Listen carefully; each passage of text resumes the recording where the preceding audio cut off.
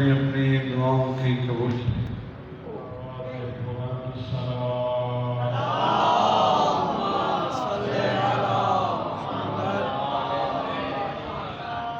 اس مجلس عزا کی قبولیت کے لیے بھی بآواز بلند صلوات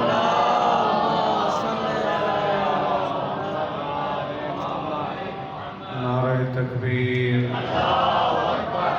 نعرہ تکبیر نعرہ رسالت نعرہ رسالت نعرہ حیدری نعرہ حیدری حسینیت حسینیت یزیدیت یزیدیت اہل بیت کے دشمن پھیلانا بآواز بلند صلوات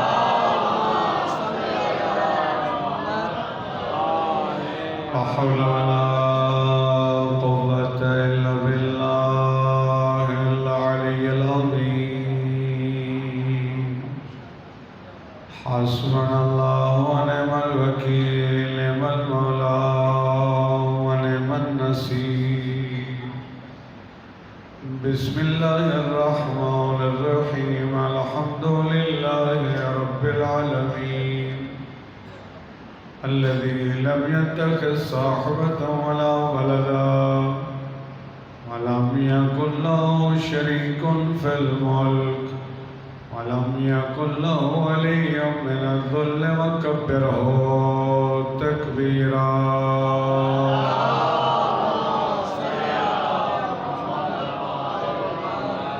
والعاقبة لأهل التقوى واليقين والصلاة والسلام على الرسول المصدق والولي المرشد والنبي المهذب والصفي المقرب والوجه الأنور والخد الأزهر والنسب الأشهر والحسب الأطهر والمصطفى الأمجد حبيب إله العالمين أبي القاسم محمد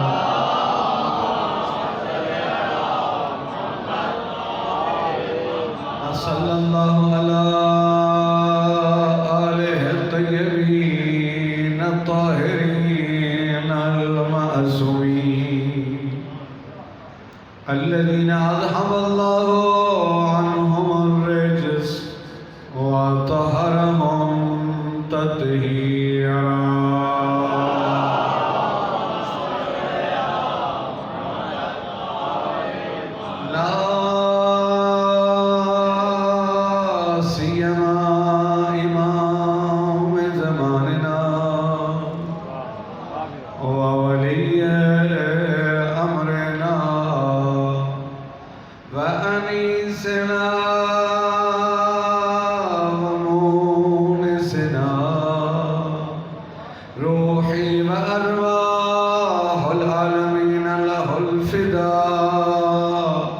مولانا صاحب العصر والزمان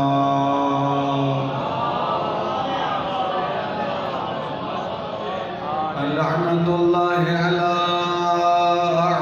أعدائهم أجمعين من يوم عداوتهم إلى يوم الدين أما بعد فقد قال رسول الله صلى الله عليه وآله وسلم من كنت مولاه فعلي مولاه اللهم وال من والاه عاد من عاداه وانصر من نصر واخذل من خذل صلوات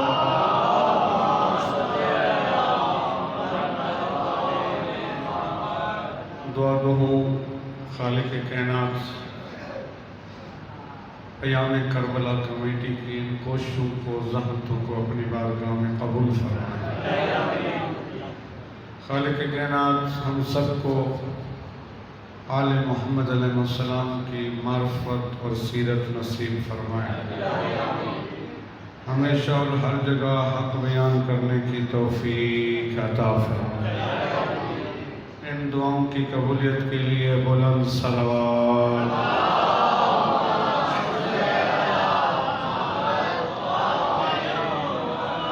میرا موضوع آپ سب جانتے ہیں،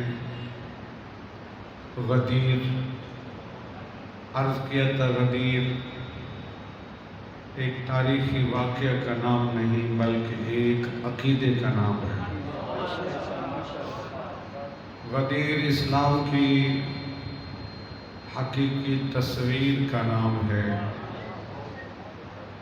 غدیر کو سمجھنا اتنا ضروری ہے، اگر بندے کو غدیر سمجھ نہ آئے تو پھر کربلا کا واقعہ رونما ہوتا ہے۔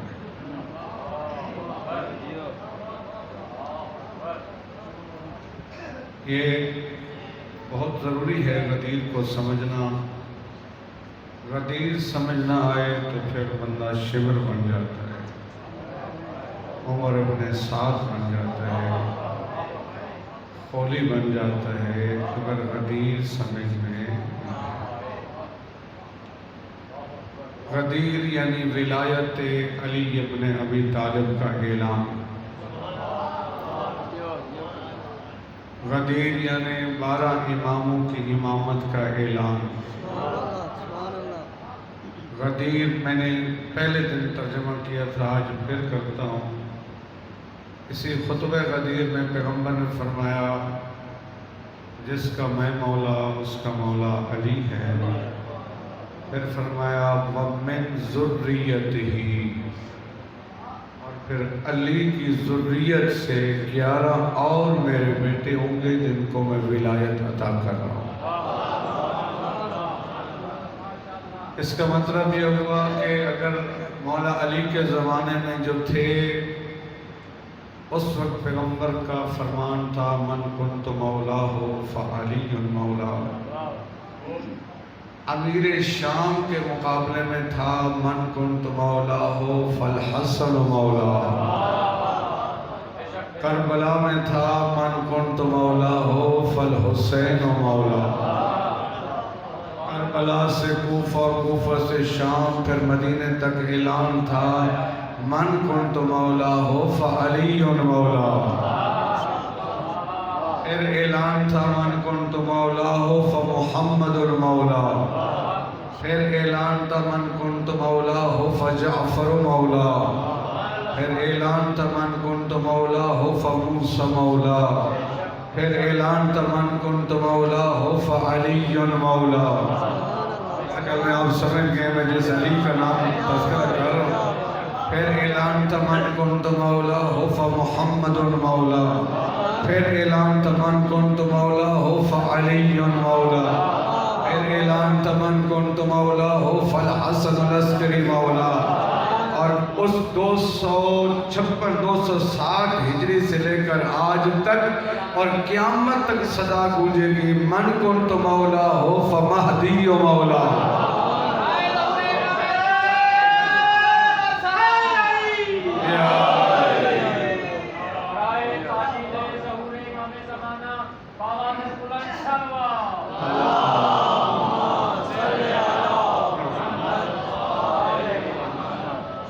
من کنت مولا، یہ غدیر صرف علی کی ولایت کا اعلان نہیں ہے، یہ 12 اماموں کی امامت کا اعلان ہے۔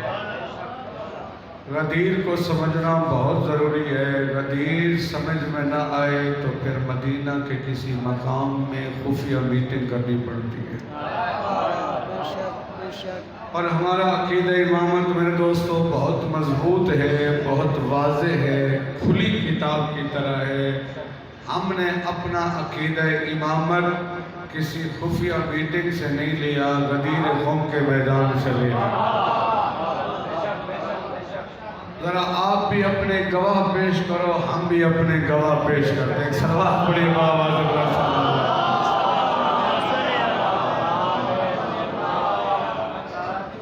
بڑی محنت کی ہے اس موضوع پر، بڑا کام کیا ہے اس موضوع پر۔ غدیر کو سمجھنا بہت ضروری ہے، ولایت کو سمجھنا بہت ضروری ہے۔ مجھے ایک حدیث یاد آ گیا، ضرور سناتا ہوں۔ حضرت امام علی ابن موسیٰ رضا علیہ السلام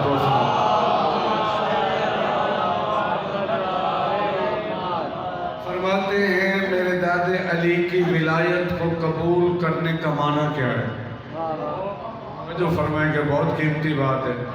فرمایا علی کی ولایت کو قبول کرنے والوں کی مثال ان فرشتوں جیسی ہے جنہوں نے آدم کو سجدہ کیا۔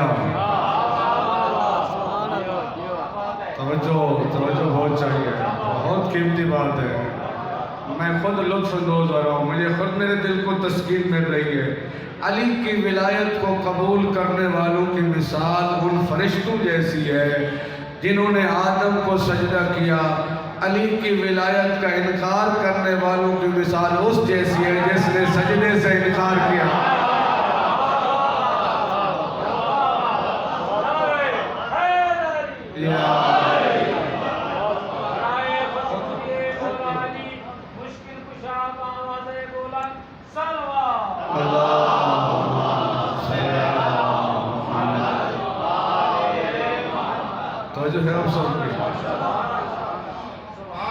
کل آپ کی خدمت میں بیان کیا تھا، پیغمبر نے فرمایا من کنت مولا ہو فعلی مولا، جس کا میں مولا ہوں اس کا مولا علی۔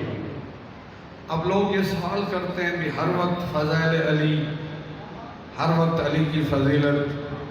مجھے تو اپنے کچھ سادھو پر بھی بڑا تعجب ہوتا ہے، جب فضائل بیان کرتے ہیں تو تھوڑا سا تنگ ہو جاتے ہیں، بھی تبلیغ کریں۔ فضیلت علی سے بڑی تبلیغ اور کیا ہو سکتی ہے؟ اگر ہم لوگوں کو غدیر سمجھا سکیں تو اس سے بڑی تبلیغ کیا ہے؟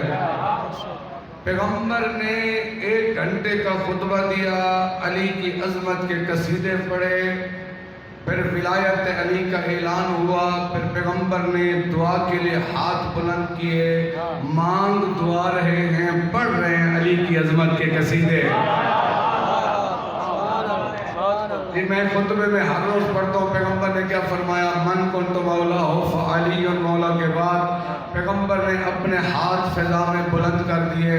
ایک ایک لفظ کے لیے ایک ایک مجلس چاہیے۔ پیغمبر فرماتے ہیں میرے اللہ اللہم والی من والا، میرا اللہ تو اس کا دوست بن جا جو علی کا دوست ہو، عاد من عادا، میرا اللہ تو اس کا دشمن بن جا جو علی کا دشمن ہو، وانصر من نصرہ، میرا اللہ تو اس کا مددگار بن جو علی کا مددگار ہو، واخذل من خذلہ، میرا اللہ تو اس کو چھوڑ دے جو علی کا در چھوڑ دے۔ ایک صلوات پڑھیے با آواز بلند صاحب۔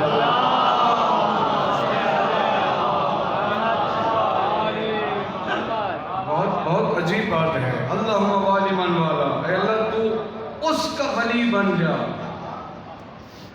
جو علی کو اپنا ولی سمجھے۔ علی کی ولایت تسلسل ہے اللہ کی ولایت کا۔ اللہ کی ولایت ذاتی ہے، اللہ کو ہم پر حکومت حاصل ہے، کسی نے اللہ کو ولایت نہیں دی۔ وہ جو فرمائیں گے اللہ کی ولایت ذاتی ہے، اللہ کی ولایت کے بعد پیغمبر اکرم کی ولایت ہے۔ پیغمبر کی ولایت اللہ کی عطا کرتا ہے، علی کی ولایت پیغمبر کی عطا کرتا ہے۔ ایک صلوات پڑھی با آواز بلند صلی اللہ۔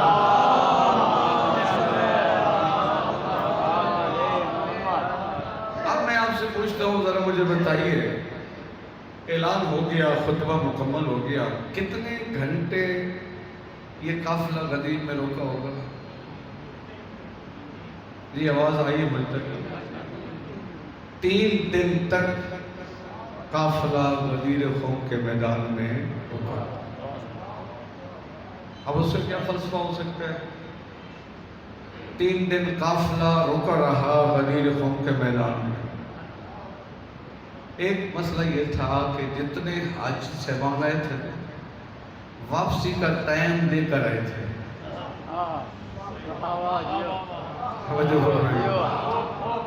آج کل تو وہ نیٹ پہ ٹکٹ ہوتے ہیں بھیا، پرانے زمانے میں اندازہ ہوتا تھا ابھی اتنے دن کا سفر ہے، کتنے دن رہنا ہے، سب نے بتا دیا تھا اپنے اپنے علاقوں کو، ہم نے فلاں فلاں ڈیٹ کو آنا ہے۔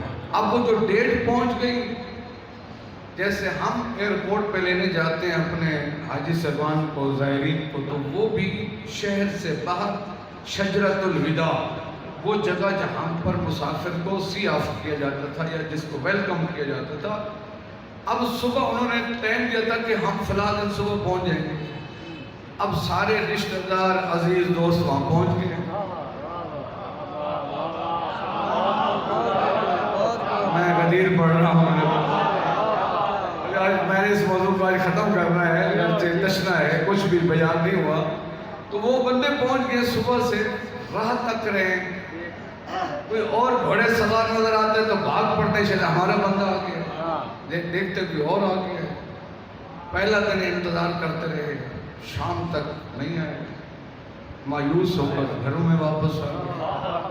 اب ہر گھر میں بات ہو رہی ہے، پہنچنا تھا، پتہ نہیں پہنچے کیوں نہیں۔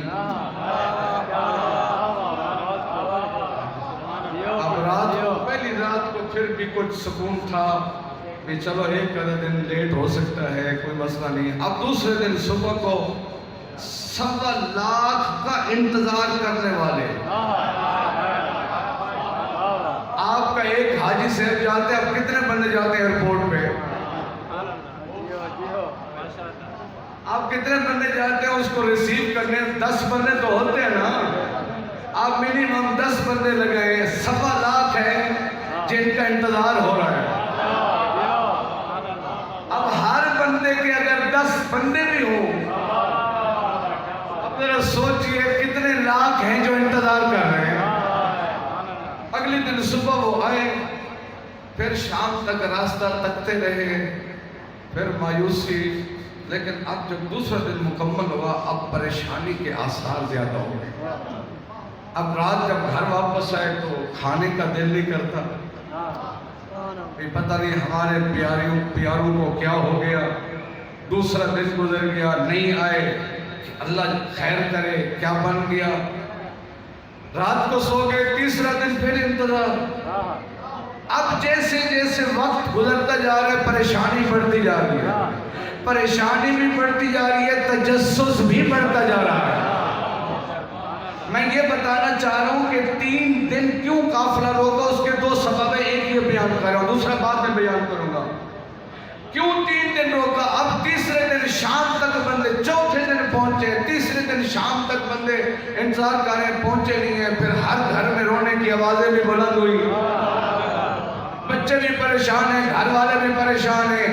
اللہ کا منصوبہ بھی یہی ہے، یہ پریشان ہوں،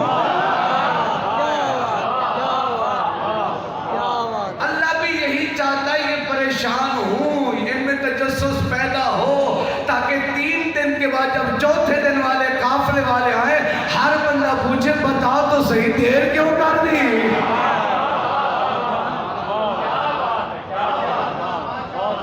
ایک صلوات پڑھی آواز بلند صاحب۔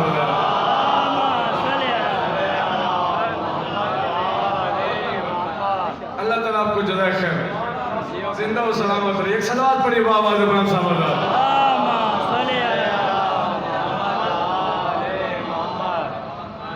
مولانا صاحب دیر ہو جائے نا، مولانا صاحب کو تو برداشت نہیں ہے۔ ایک صلوات پڑھی آواز بلند۔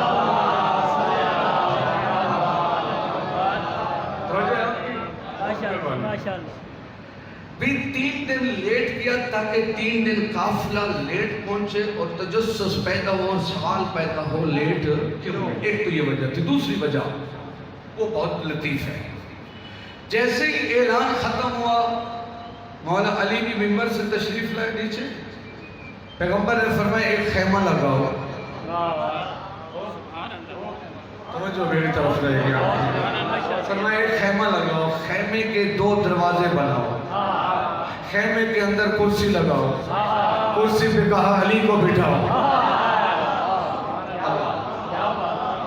کہا علی اب کرسی پہ بیٹھے، حکم دیا تمام اصحاب کو باری باری سے اس دروازے لین بنائیں، اس دروازے سے داخل ہونا ہے، فرمایا کرنا کیا ہے؟ فرمایا جاؤ بایعو ہو،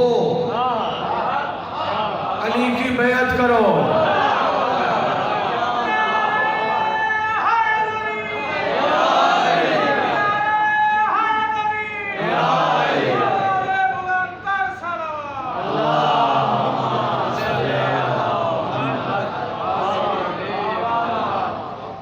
اچھا پیغمبر نے فرمایا ایک دروازے سے ان ہونا ہے، داخل ہونا ہے، دوسرے سے نکلنا ہے۔ فرمایا اس سے پہلے تم جو بھی سلام کرتے تھے، تمہارا جو بھی انداز ہوتا تھا، فرمایا آج سلام کا سلیقہ بھی میں سکھاؤں گا۔ اللہ اکبر۔ مومن کے دل کو سکون ملتا ہے علی کے فضائل سن کر، کہا آج سلام کا طریقہ میں سکھاؤں گا۔ کیسے؟ فرمایا جتنے بھی ہو، جن جن کو میں ساتھ لایا ہوں، فرمایا آج طریقہ میں سکھاؤں گا۔ اندر داخل ہوتے جاؤ، پہلے سلام کرنا ہے۔ کیا سلام؟ پہلے تمہاری مرضی تھی، لیکن آج اندر جانا ہے، علی کے چہرے پر دیکھنا ہے، سلام کرنا ہے۔ السلام علیکہ یا امیر المومنین۔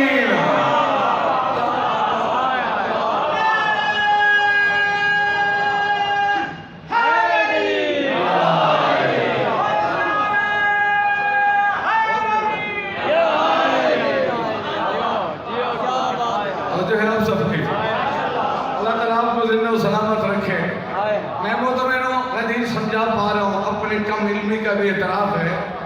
کہا سلام کرنا ہے، السلام علیکہ یا امیر المومنین۔ اب آئے میں ایک لفظ کہوں، چونکہ ہم جو شیعہ خطیب ہوتے ہیں نا، کچھ باتیں کہے بغیر رہ نہیں سکتے۔ چلے میں آج کل وہ پردے میں بسم اللہ جی، پردہ بڑا ضروری ہے۔ وہ امیر افسر راکت ایک بات کرتا تھا، اس کا نام کیوں لوں، نام لیں تو جیل میں جائے، اس کا نام کیوں لیں، نام لیں تو ختم قرآن کے سلام ملے۔ ایک صلوات پڑھی بابا محمد۔ ایک میں ایک تاریخی بات پہ ایک جملے میں بیان کرنا چاہتا ہوں۔ غدیر خم کا انکار سب سے پہلے انہوں نے کیا جنہوں نے غدیر خم کے مقام میں سب سے پہلے مبارکباد دی۔ اس سے بڑا جملہ میرے پاس ہے ہی نہیں ہے، جو آج سب سے پہلے مبارکباد دے رہے ہیں، سب سے زیادہ انکار پہلے انکار کرنے والے بھی ہیں۔ آگے اب 3 دن لگنے کا سبب یہ تھا، مجمع تھا 1.25 لاکھ کا۔ پیغمبر نے فرمایا سب نے آنا ہے، علی کے ہاتھ پر اپنا ہاتھ بھی رکھنا ہے، بیعت کا اعلان بھی کرنا ہے، اپنی دوستی بھی بتانی ہے، علی کے اختیار کو بھی تسلیم کرنا ہے۔ آج بغیر فلٹر کیے کسی نے یہاں سے جانا ہی نہیں ہے۔ ایک دفعہ تو خالص ہو جو، آگے آپ کی مرضی ہے۔ ایک صلوات پڑھے بابا۔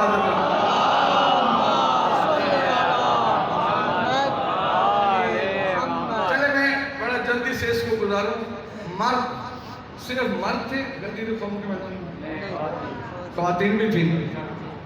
مردوں کی باری ختم، پیغمبر نے فرمایا اب آؤ تم، بڑے اہتمام سے جن کو لائے تھے، پہلی مجلس جن کو یاد ہے، جی میں اس جی بسم اللہ، اللہ تعالیٰ جزائے خیر دے۔ پیغمبر ہر سفر پہ جاتے ایک بیوی کو ساتھ لے جاتے، اس کے ایک کا انتخاب ہوتا قرآن دازی سے، لیکن اس سفر پہ فرمایا تھا سب تیار ہو جاؤ۔ فرمایا اب آؤ، پتہ نہیں کیا منظر ہوگا وہ غدیر خم کا۔ اللہ اکبر۔ بعد میں جو کچھ ہوتا رہا مجھے اس کی ذمہ داری نہیں ہے، جو وہاں ہوا وہ میں بتا رہا ہوں۔ فرمایا آؤ تم بھی علی کو سلام بھی کرو، علی کی بیعت بھی کرو، علی کو امیر المومنین کہو بھی صحیح، مانو بھی صحیح۔ اب میں بہت ساری چیزیں چھوڑ رہا ہوں۔ اچھا اب میرا سوال، مرد کیسے بیعت کرتے تھے؟ علی مولا کے ہاتھ پر۔ خواتین کی باری ہوئی کہ انہوں نے بھی علی کے ہاتھ پر اپنا ہاتھ رکھا۔ کیوں کیا ہو گیا؟ کیا مسئلہ تھا؟ علی پیر ہے،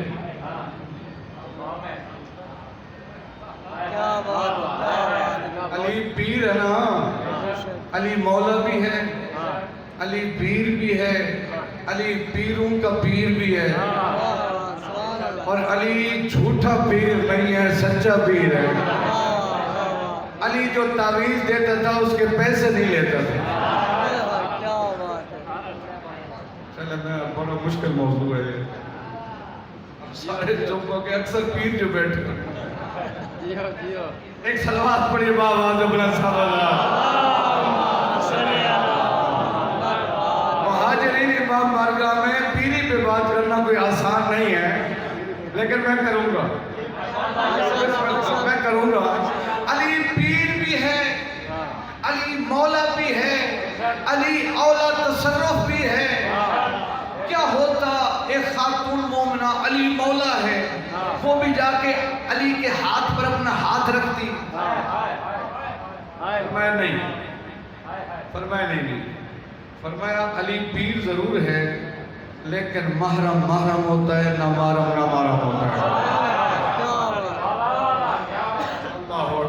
محرم ہے، نہ محرم ہے۔ پیغمبر سے برداشت نہیں ہوا میری موجودگی میں بھی کسی خاتون کا ہاتھ علی کے ہاتھ سے ٹچ ہو۔ اتنا بڑا پیغام ہے، پیغمبر سے برداشت نہیں ہوا، علی مولا بھی ہے، علی پیر بھی ہے، فرمایا نہیں، تمہارا ہاتھ ٹچ نہیں ہونا چاہیے۔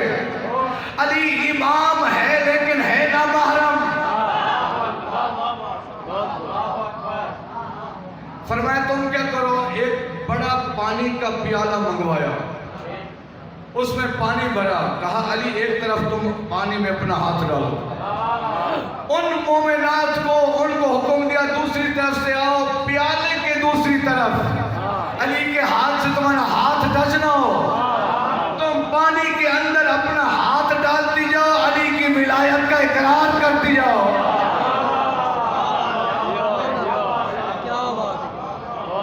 اگر علی کی موجودگی میں ولایت علی کے جشن میں محرم اور نامحرم کی تمیز ہے تو آج یہ تمیز بھول کیوں گئی؟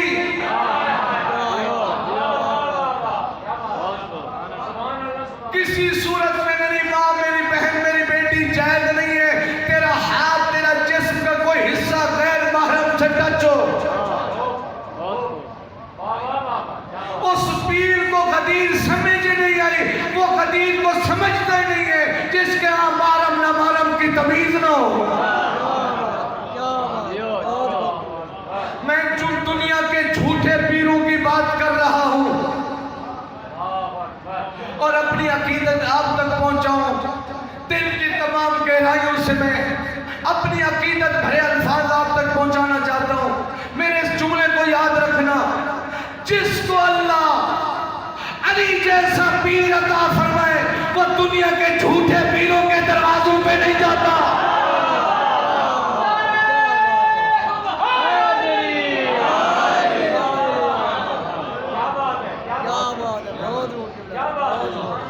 ایک صلوات پڑھی بابا بلند صاحب۔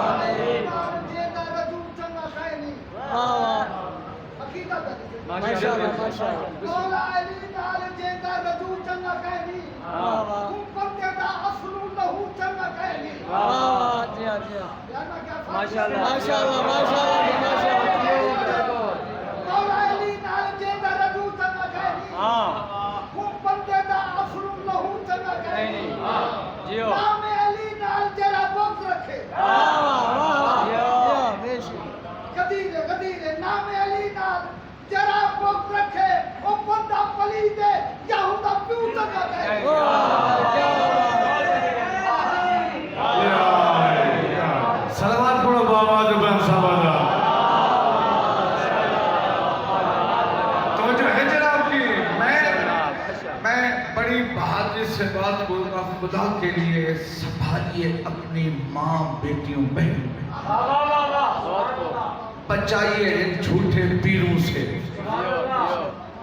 پیر تلاش کرنا ہے تو دعائے توسل پڑھ لو۔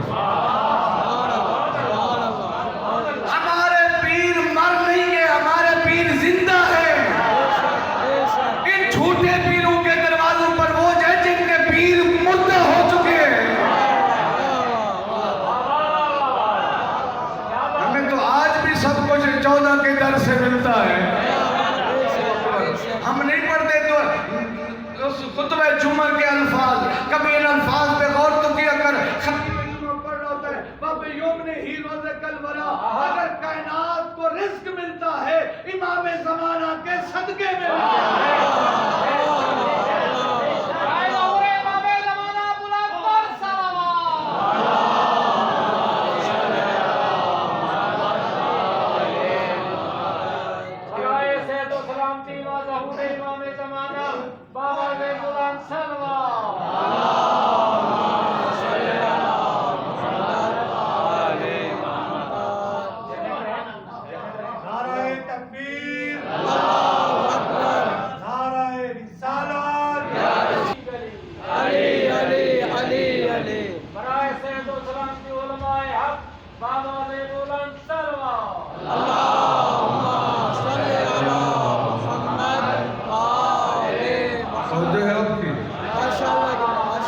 बर्दाश्त नहीं कर सके।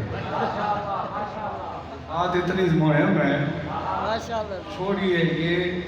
मैं कहा कि मैं तावीज़ों का मुनकर नहीं हूँ। सबसे बड़ा तावीज़ है, लिख लो कागज पर बिस्मिल्लाहिर्रहमानिर्रहीम।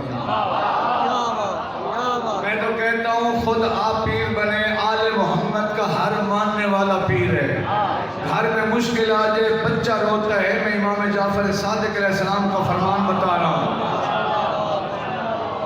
छोड़िए इनके दरवाजे पर, घर में आखिर 2 कुरान की सूरत लिख के खुद लिख के जेब में डालें, इंशाल्लाह शर शयातीन से महफूज हो जाए। मैं उन दुकानदारों की नफी कर रहा हूँ जिनको सास जाके सब कुछ बताती है, जब बहू जाती है तो वो पीर सब कुछ बोल देते हैं। बहू कहती है बड़ा पहुंचा हुआ। मैं अपने इलाके की बात कर रहा हूँ, अलीपुर की बात तो नहीं कर रहा हूँ। मैं एक सलवात पढ़िए बाबा।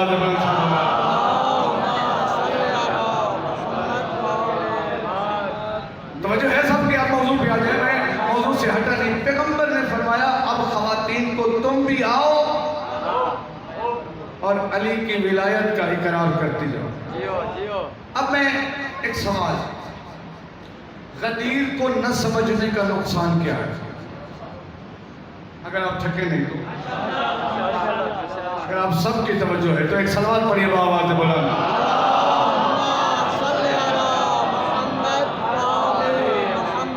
मौजू मेरा गदीर है। गदीर को न समझने का नुकसान क्या है? मैं एक तमहीद आपकी खिदमत में बयान करता हूँ, अब बिल्कुल हौसले से इसको सुनना है। 25 साल अली इब्न अबी तालिब खामोश रहे। पैगंबर की वफात के बाद 11 हिजरी में पाक पैगंबर की वफात है, ऐसी है। 36 हिजरी में मौला को ज़हरी खिलाफत मिली। 25 साल तक मौला अली खामोश रहे। क्यों खामोश रहे? बहुत ज़्यादा जवाब दिए गए। मैं किताब का हवाला फिर दे रहा हूँ। किताब है सीरत अमीरुल मोमिनीन, लिखने वाले अल्लामा मुफ्ती जाफर हुसैन मरहूम। एक चैप्टर है, ऊपर लिखा हुआ है मुदब्बिराना सुकूत, कि आखिर अली 25 साल खामोश क्यों रहे। आप ज़रूर इस किताब को खरीदें, जिनके घर में आज जाके पढ़ना है आपने। 12 जब ज़हरी खिलाफत मौला अली को मिली सन 36 हिजरी में, मुसलमान जमा हुए। घबराना नहीं है, मैं कभी थोड़ी सी बयान कर रहा हूँ। मुसलमान जमा हो गए, या अली खिलाफत आपका हक है, पर मैं अगर हक मेरा था तो तुम अब तक कहाँ थे? वो बड़े हिस्ट्री है, तारीख है, मौला ने कबूल फरमाया। अल्लामा फ़खरुद्दीन राज़ी ने कलम उठाया, अली की कबूल विलायत को एक कागज़ के सपुर्द किया। फ़खरुद्दीन राज़ी लिखते हैं, दुनिया वाले ये अली के लिए फ़ख्र नहीं है, वो खलीफा बन गया है, ये खिलाफत के लिए फ़ख्र है, उसको अली जैसा इमाम मिला है।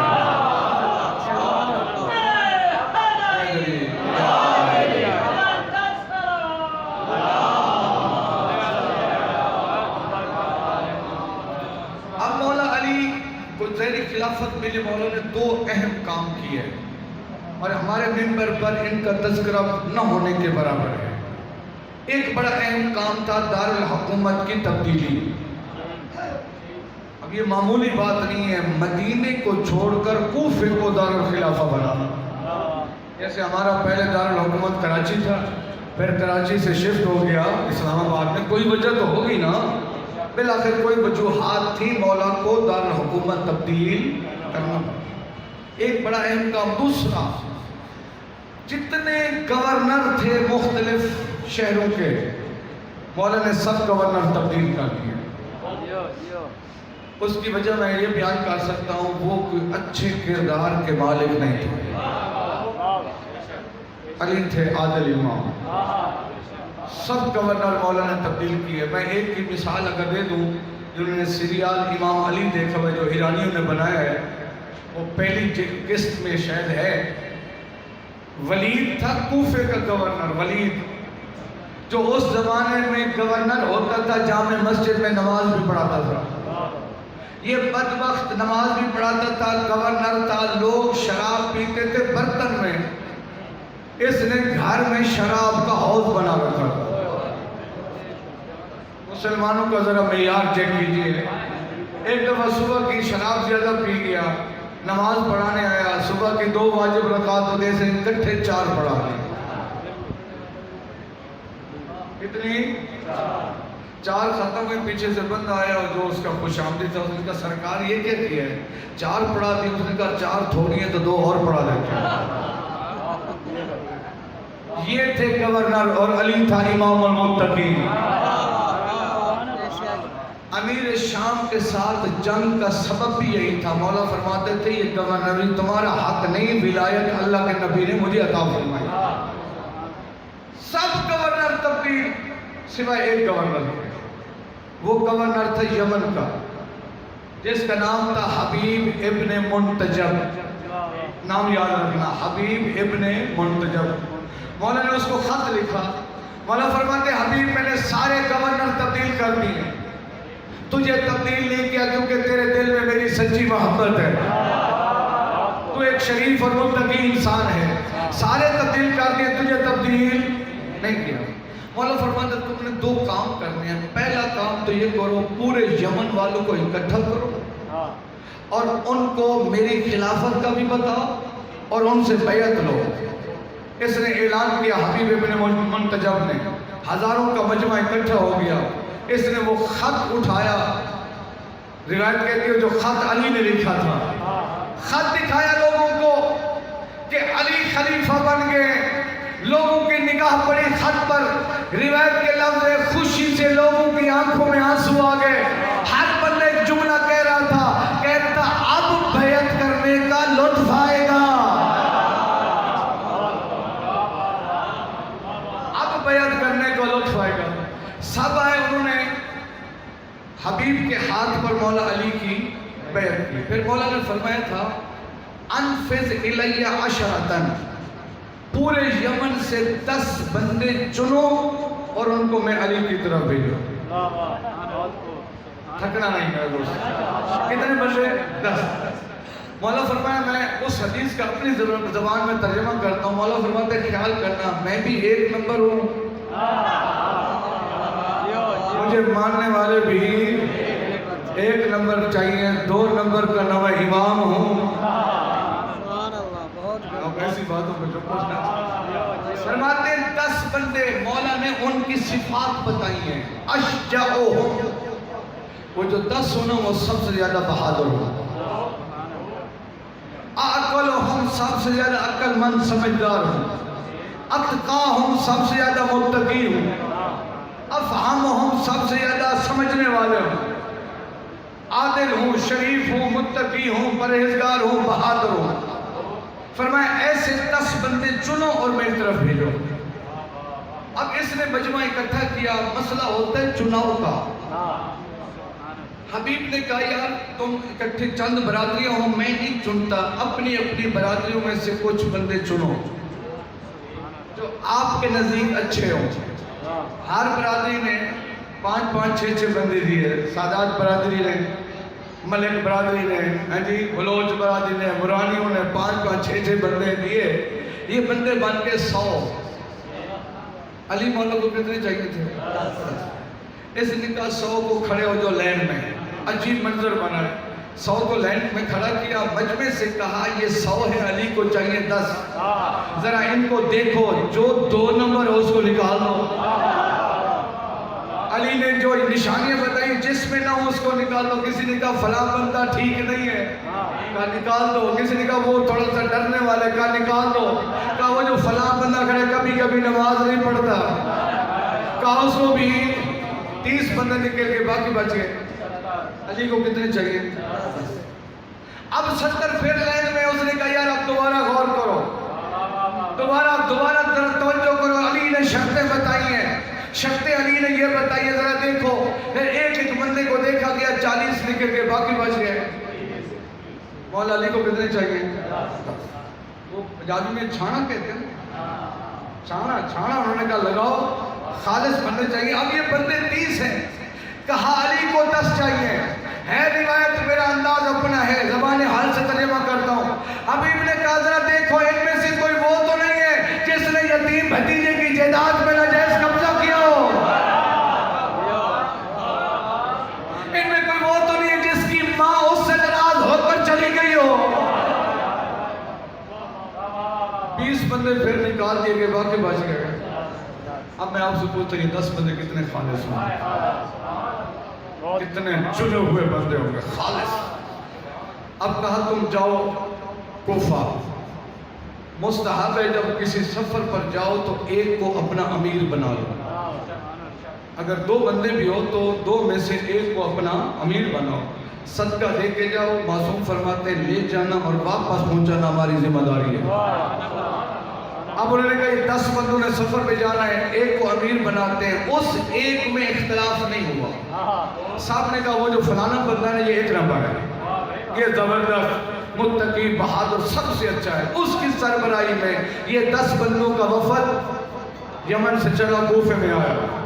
مسجد کوفہ میں داخل ہوئے. وہاں سے منبر پہ تشریف فرما تھے. زینت منبر پہ تشریف فرماتے. علی کے سچے ماننے والے سامنے بیٹھے ہوئے تھے. یہ 10 بندے, انہوں نے سلام کیا, مولا نے جواب دیا.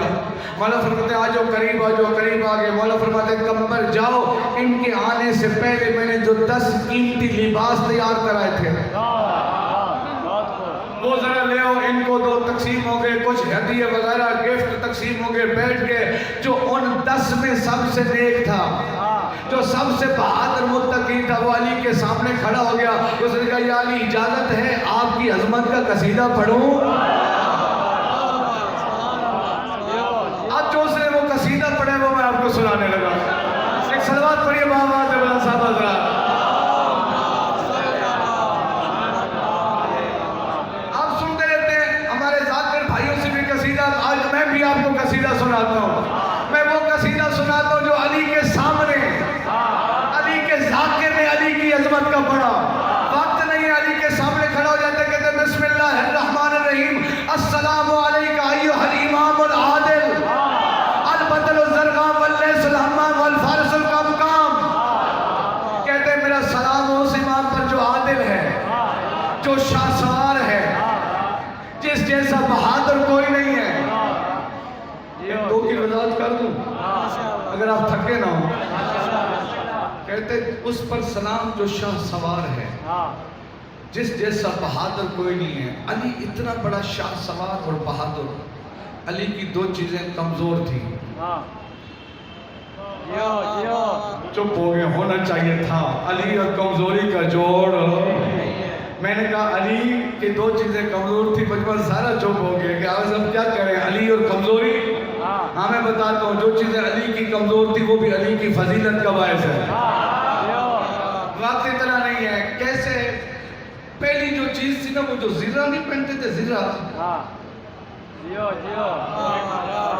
لوہے کا زرہ, وہ قمیض, چولا جو تلوار کے وار سے بچنے کے لیے پہنا جاتا تھا. جتنا بڑا کوئی بہادر ہوتا اتنی قیمتی موٹی زرہ ہوتی.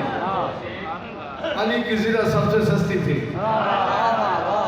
اور ایک تاریخی جملہ بتاؤں سب دوستوں کو, میرے دوستوں, ہر بہادر کی زرہ سینے پر بھی ہوتی, پشت پر بھی ہوتی. جو علی زرہ پہنتے سینے پر ہوتی, پشت خالی ہوتی.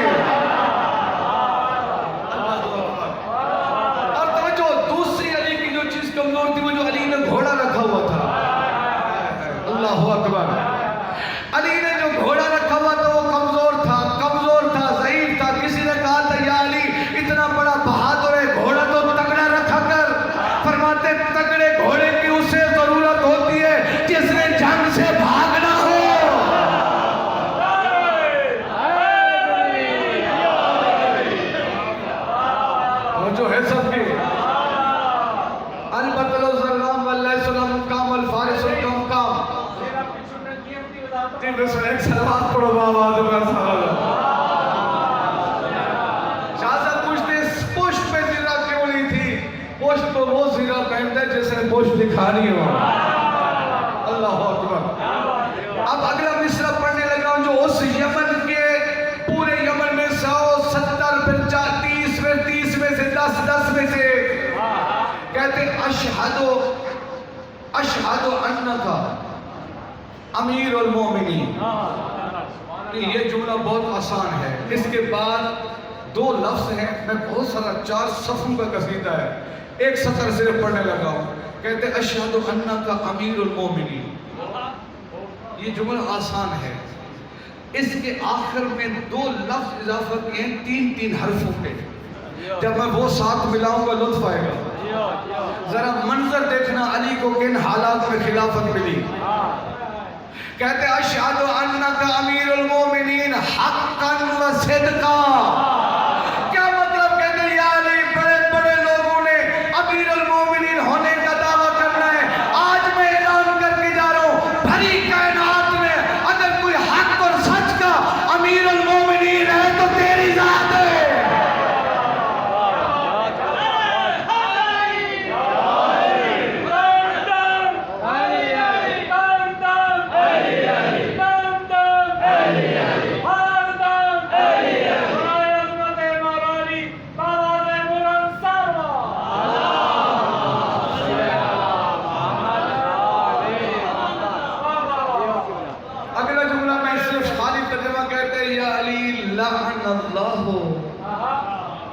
من جاہد حق کا مقام.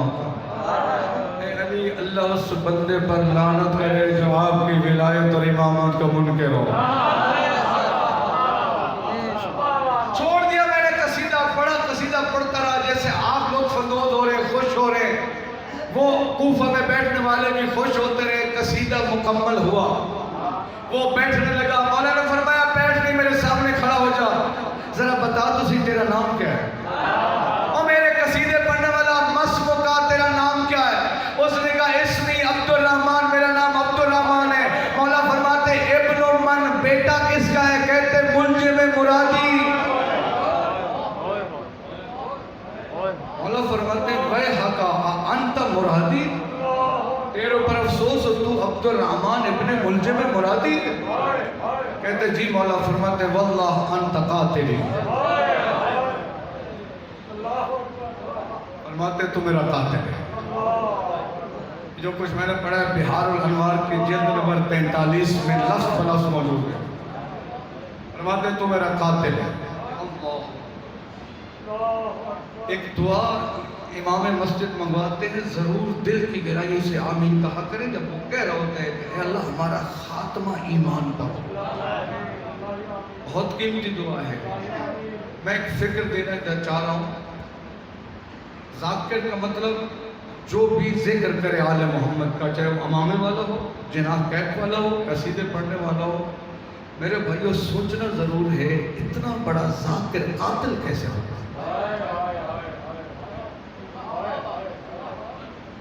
معمولی بات نہیں. یہ عبد الرحمن ابن ملجم کون ہے؟ ہم نے تو وہی سنا ہوا ہے ضربت کا مارنا. یہ بصرہ میں لوگوں کو قرآن اور فقہ کی تعلیم دیا کرتا تھا. یہ قرآن کی اور تفسیر بیان کرتا تھا. یہ جنگ صفین میں مولا علی کی فوج میں تھا. مولا نے فرمایا تو میرا قاتل ہے. ذرا اس کی محبت دیکھنا کیسے محبت کرتا تھا. مولا نے کہا تو میرا قاتل ہے. اس نے تلوار مولا کے قدموں میں پھینک. کہا یا علی اگر میں آپ کا قاتل ہوں یہ تلوار ہے میری گردن اڑا دی تھی. مولا فرماتے مجھے پہچان میں علی ہوں. فرماتے جرم کے ارتکاب سے پہلے سزا نہیں ہوتی. مولا فرماتے تو نے ابھی جرم نہیں کیا. اللہ اکبر. یہ بیمار ہو گیا, اسی کوفہ میں رہ گیا. 7 مرتبہ علی کے پاس آیا. یا علی میں آپ کا ماننے والا ہوں, قاتل نہیں ہوں. فرماتے ہیں آج بیعت کر رہا ہے، جب تھوڑا سا امتحان کا وقت آئے گا تو میری بیعت توڑ دے گا۔ اللہ اکبر۔ جب اتنا بڑا بندہ بدل جاتا ہے، مولا فرماتے ہیں آج تو بیعت کر رہا ہے، کل تو میری بیعت کو توڑ دے گا۔ نہیں مولا، کہتے نہیں، بیمار ہو گیا کوفے میں، مولا اس کے جہاں رہائش تھی منا اس کے پاس چلے جاتے، لقمے توڑ توڑ کر اس کے منہ میں ڈالتے، اپنی جیب سے پیسے مولا نکالتے اس کی جیب میں ڈالتے۔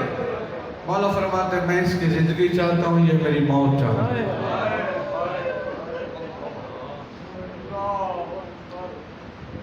میرے دوستو، آپ کے لیے میرے لیے بہت بڑا سبق ہے۔ کل چونکہ صرف اور صرف سیدہ کی زندگی پر میں بات کروں گا، جناب سیدہ زینب کبریٰ صلوات اللہ وسلم، صلوات بڑی بی بی کی ذات پر، لیکن آغاز میں اس سوال کا جواب دوں گا کہ بندہ ذاکر سے قاتل کیسے بنتا ہے۔ بہت مشکل ہے میرے لیے، بہت عجیب بات ہے۔ جب ایسا بندہ تبدیل ہو گیا، یاد رکھنا آج بھی تیرے معاشرے میں ابن ملجم موجود ہیں،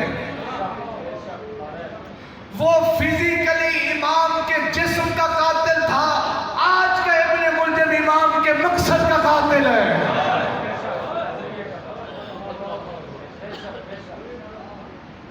سوچنے کی ضرورت ہے، غدیر کو نہ سمجھنے کا کتنا نقصان ہے۔ بندہ ابن ملجم بن جاتا ہے، بندہ شمر بن جاتا ہے۔ لوگوں کو غدیر سمجھ آ جاتی نا،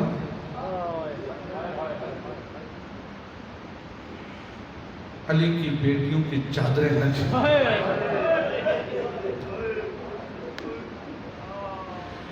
اللہ آپ کے عرصے کو قبول فرمائے۔ 4 ہستیاں کربلا میں چہرے کے بل زمین پر گری ہیں۔ یہ آپ نے محرم سنا ہوا ہے، 4 ہستیاں چہرے کے بل زمین پر گری ہیں۔ پہلی ہستی وہ جوان جس کے سہارے علی کی بیٹیاں کربلا کے جنگل میں، کون؟ جناب عباس۔ دل کھول کے گریا کرنا زندگی کا پتھر ہے۔ جب مسافر وطن چھوڑتے ہیں نا، دل گھبرا جاتے ہیں، طبیعتیں غمگین ہو جاتی ہیں، چہرے اداس ہو جاتے ہیں۔ یہی حالت تھی علی کی بیٹیوں کی جب نانے کی نگری کو چھوڑا۔ علماء لکھتے ہیں اس وقت دکھ ختم ہو جاتے جب بیویوں کی عباس کے چہرے پر نگاہ پڑتی۔ کئی میل غازی آگے گھوڑا دوڑاتا، ہر چوک پہ اعلان کرتا، مسافروں راستہ چھوڑ دو، اس راستے پہ وہ آ رہی ہیں جو سفید دن کو نانے کی قبر پر گئی۔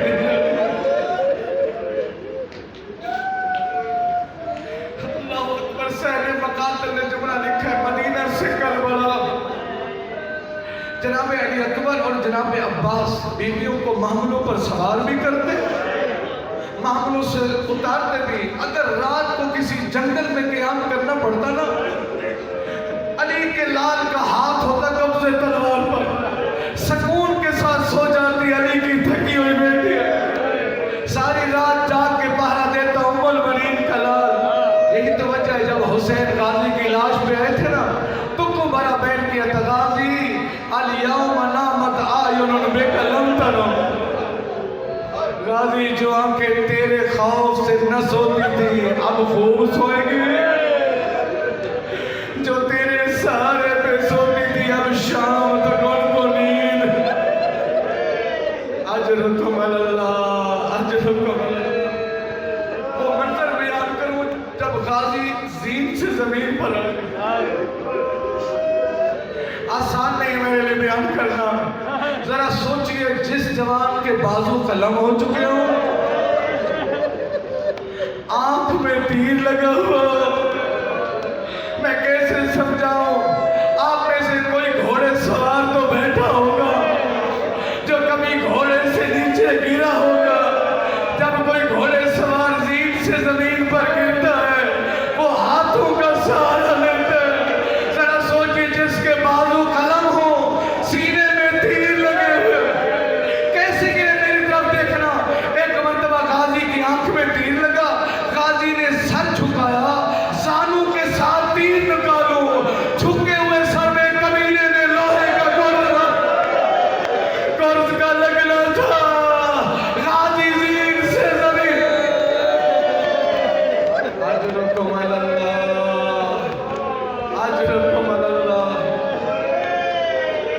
یہ پہلی ہستی ہے.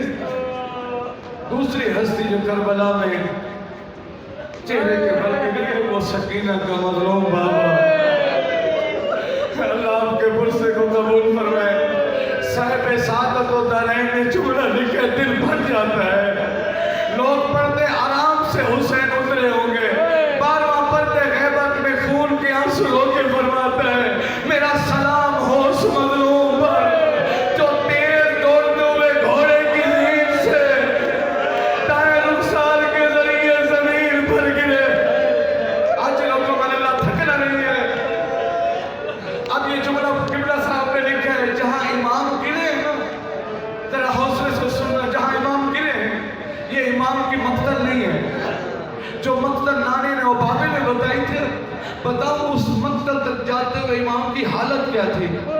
صاحب سعادت و دارین نے لکھا امام 2 قدم چلتے زمین پر گر جاتے, پھر اٹھتے سنبھلتے زمین پر گر جاتے, پھر چند قدم چلتے گر جاتے. شاید آپ سمجھے ہوں لاشیں اٹھا اٹھا کے تھک گیا تھا تب گر جاتا تھا, ضعیف ہو گیا تب گر جاتا تھا. نہیں, قبلہ صاحب نے وجہ لکھی ہے شبیر 2 قدم چلتے کوئی پتھر مارتا, زمین پر گر جاتے, پھر چلتے کوئی نیزہ مارتا. اجرکم اللہ, اجرکم اللہ. اللہ آپ کے پرسے کو قبول فرمائے. تھکنا نہیں. 4 ہستیاں تھیں, میں نے 2 پڑھ دیے, 2 بچ گئی ہیں. جو پڑھ دیے وہ مرد تھے. اب اس سے بڑا مسئلہ میں کیا پڑھوں. جو پڑھی ہیں ہستیاں وہ مرد تھے, وہ شاہ سوار تھے, وہ گھوڑوں پر چڑھنا بھی جانتے تھے, وہ اترنا بھی جانتے تھے. معاف کرنا, تیسری ہستی مرد نہیں مزدور ہے. آپ مزدور نہیں, علی کی بڑی بیٹی زینب کبریٰ ہے. سچ پوچھتا ہے اتنی مشکل سے گری, ایسے مشکل سے حسین بھی نہ گرے تھے, ایسے مشکل سے غازی بھی نہ گرے تھے. ہاتھ فتح گردن بندے ہوئے کھڑے ہوئے اونٹ کی پشت سے.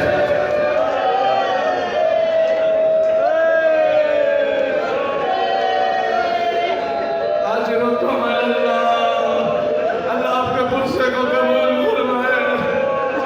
اللہ اکبر. وہ مرد تھے گھوڑے کی زینوں سے گرے تھے, یہ مزدور تھی کھڑے ہوئے اونٹ کی پشت سے.